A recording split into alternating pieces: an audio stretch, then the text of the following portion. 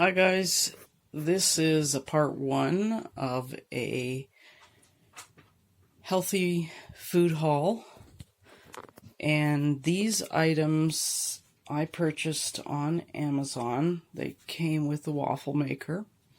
If you're not aware of it, Amazon has a program similar to Walmart. It's called Subscribe and Save.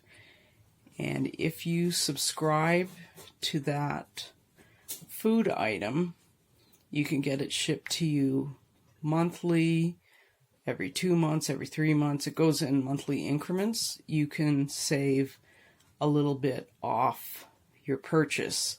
If you take 5 items, you get a bigger discount. So I am just starting off with 3 for now. First item I got was almond flour. It was 1 kilogram. And this was 19 something. Almost $20. Regularly, I think it was 21 or 22. I've never bought that product before. And I bought the California almonds, 1 kilogram. I have purchased these before. has changed their packaging, but I have hauled this before.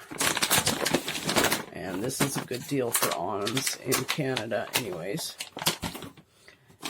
And the last item I got was from Food to Live, and it is sprouting seeds. This is a mix of